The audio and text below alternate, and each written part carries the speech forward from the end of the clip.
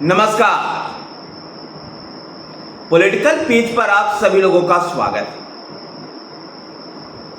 अभी जनवरी महीने में ही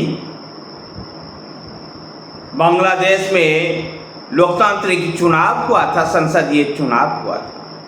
उस चुनाव में शेख हसीना बाजिद की पार्टी चुनाव जीती थी और चुनाव जीत करके उसने सरकार बनाई। पिछले कई वर्षों से बांग्लादेश बहुत तेज गति से आर्थिक विकास कर रहा था। बांग्लादेश कूटनीति के स्तर पर भी चीन के दबाव में नहीं आ रहा था। यद्यपि बांग्लादेश के उस चुनाव को अमेरिका ने भी स्वीकार नहीं किया। ये सारी परिस्थितियां निर्मित हुई। साथियों, आज मैं ये चर्चा इसलिए कर रहा हूं क्योंकि बांग्लादेश में तख्ता पलट हो चुका है। शेख हसीना बाजिद की सरकार जा चुकी है और उन्होंने इस्तीफा दे करके देश से बाहर निकल चुकी है। यह क्यों अभी कहां राजनीतिक शरण लेगी जिसके बारे में कुछ क्लियर स्थिति नहीं है, लेकिन वो भारत के गाजियाबाद के पास दिल्ली के नजदीक गाजियाबाद में हिडन एयरबेस, जो एयरफोर्स का एयरबेस है, वहां पर शरण ली। शेख हसीना बाजिद सरकार का पतन या पश्चिम बंगाल में लोकतांत्रिक तरीके से चुनी हुई सरकार का पतन आखिर क्यों? क्या वहां जनता के बीच में आक्रोश था इस सरकार के प्रति? यह मामला कुछ और है। साथियों, जहां तक पहली नजर जाती है बांग्लादेश की घटना को लेकर, बांग्लादेश में जिस प्रकार से आगजनी और जो जन विद्रोह, जन आंदोलन का रूप तुझे दिखाई दे रहा है, यह वास्तव में जन आंदोलन नहीं था। ये जनता का विरोध नहीं था। ये विरोध था बांग्लादेश में उपद्रवी तत्वों का, जिसका नेतृत्व जमात इस्लाम कर रहा था। दरअसल यह आंदोलन विद्यार्थियों के रूप में फूटा था, जिसको हाईजैक कर लिया जमात इस्लाम ने। जमात इस्लाम की जो सपना है, जो जमात इस्लाम के जो दृष्टिकोण है, जो विजन है, वो भारत के लिए भी खतरनाक। जिस प्रकार से बांग्लादेश में एक कट्टरपंथी सरकार आ रही है, और ये भी देखना दिलचस्प होगा कि सेना के नेतृत्व में बनाई गई अंतरिम सरकार कितना जल्द बांग्लादेश में चुनाव करवाता है। यद्यपि इस जमात इस्लाम के इस कदम को बांग्लादेश की विपक्षी पार्टी बीएनपी भी सपोर्ट कर रही है। देखना दिलचस्प होगा कि बांग्लादेश में किस प्रकार से सरकार एस्टेब्लिश होती है।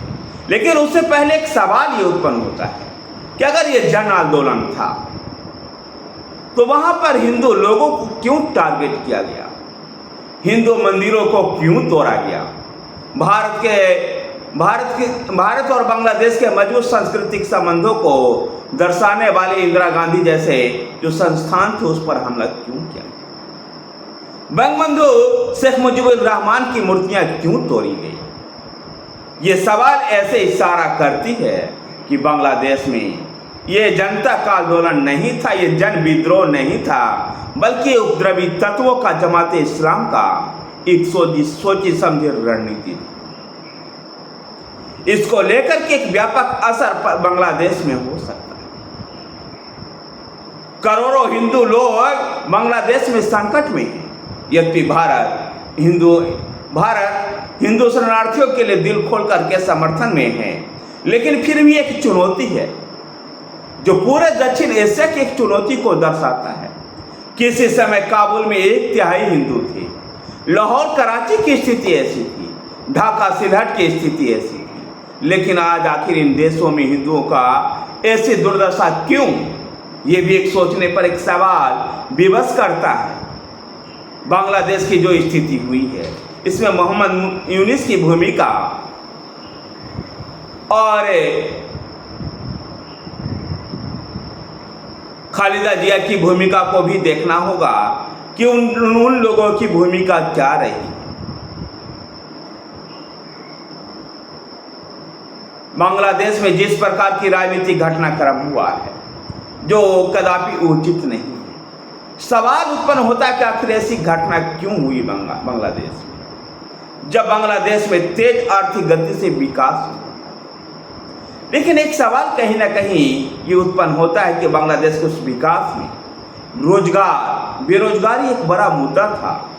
बांग्लादेश डेवलपमेंट कर रही थी, जीडीपी का पर कैपिटा इनकम भी बढ़ रहा था, जीडीपी भी बढ़ रही थी, लेकिन बेरोजगारी भी बेतहाशा जिसका समाधान नहीं हो पा रहा था।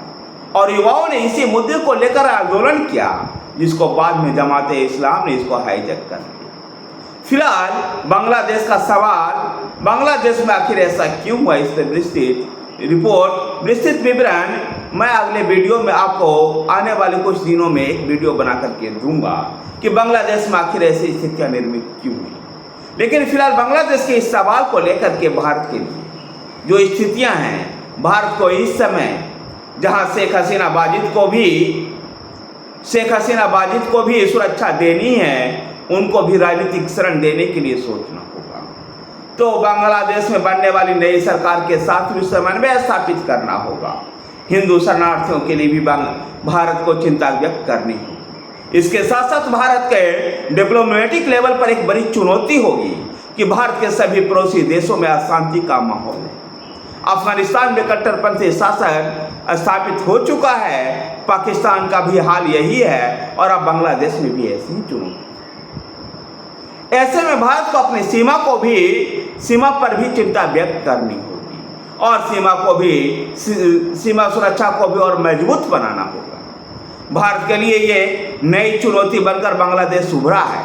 अभी पिछले ही महीने शेख हसीना बाजिद तीस्ता प्रोजेक्ट को लेकर के भारत में आई थी, जिस पर चीन भी नाराज हो गया था, क्योंकि चीन चाहता था कि तीस्ता प्रोजेक्ट चीन को मिले। ऐसे में कुछ सवाल ऐसे उत्पन्न हो रहा है कि बांग्लादेश में ये सब कुछ जो हुआ, ये जमात इस्लाम का तो क्या धरा है ही, साथ ही इसमें पाकिस्तान के भी हाथ हो सकते हैं, चीन के भी हाथ हो सकते हैं। और जिस प्रकार से शेख हसीना बाजिद से नाराज अमेरिका चल रहा था, ऐसे में अमेरिका के भी हस्तक्षेप से इनकार नहीं किया जा सकता। खैर, बांग्लादेश में क्या हुआ, इसको लेकर के थोड़ा सा विस्तार में जाने के लिए अभी समय लगेगा और अध्ययन करके इसके कुछ आने वाले दिनों में कुछ एक आध वीडियो बनाकर मैं विस्तृत रूप से आप लोग को बताऊंगा। लेकिन बांग्लादेश इस समय निश्चित रूप से भारत के लिए एक चुनौती बन करके उभरा है। बांग्लादेश की जो राजनीतिक परिस्थितियां हैं, भारत के लिए एक चुनौती बन के उभरा है। अच्छा ये है कि इस चुनौती के समय में देश के पक्ष और विपक्ष सभी सहमत हैं। धन्यवाद साथियों, वीडियो को लाइक कीजिए, शेयर कीजिए। हमारे साथ बने रहने के लिए हमारे चैनल पॉलिटिकल पिच को सब्सक्राइब कीजिए। धन्यवाद।